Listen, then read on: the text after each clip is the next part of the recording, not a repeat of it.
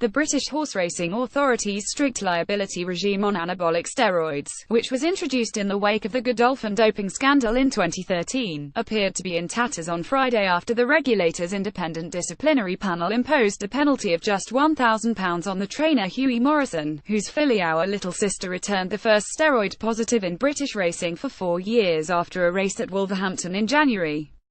The BAR's guidelines on breaches of its anti-doping rules involving steroids that a first offence should result in a ban from racing of between 1 and 10 years, with an entry point penalty, if there are no mitigating or aggravating factors, of a 2-year ban. Morrison, who accepted that he was in breach of the rules which make a trainer strictly liable for any substance in one of their horse's systems, had argued that he was the victim of a malicious plot and should not face any penalty as a result.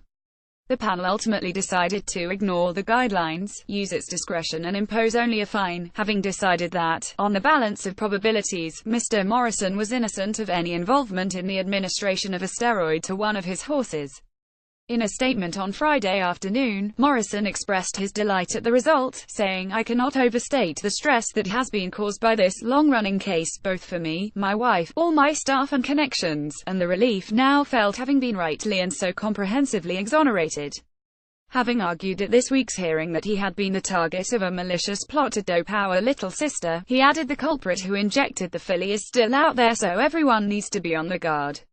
Jamie Steer, the BAR's chief regulatory officer, said in a statement that we respect the panel's decision, the rules of racing have been upheld and the matter of penalty is a matter wholly for the disciplinary panel to determine. The authority is expected to issue detailed comment on the case when the panel publishes its full written findings, at a later date. The summarized findings published on Friday, however, make it clear that the panel reached its decision on the penalty despite accepting many of the BAR's key arguments, and rejecting many of those put forward by Morrison.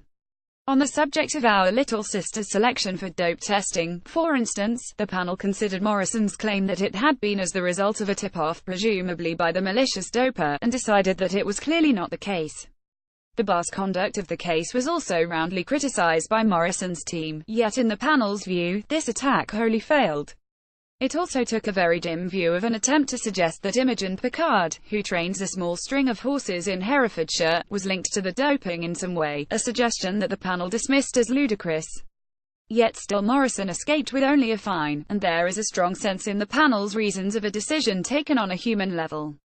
Despite the guidelines, they could not bring themselves to impose even the minimum ban on a trainer who had never before had a horse test positive for anything, and whose entire string was clean when tested in early February.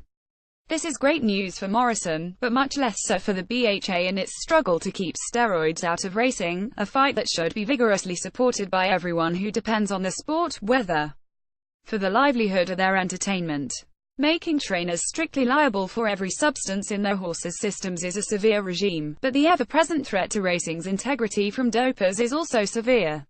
And the harshest penalties are reserved for anabolic steroids because these offer the greatest threat, by boosting performance for many weeks or even months after they vanish from a horse's system.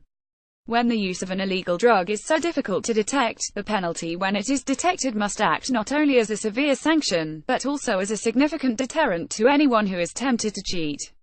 The finding in the Morrison case creates a hole in the strict liability regime at which clever lawyers will now gnaw away like rats, unless the BHA acts to eliminate the panel's wriggle room, and ensure that strict liability means what it says.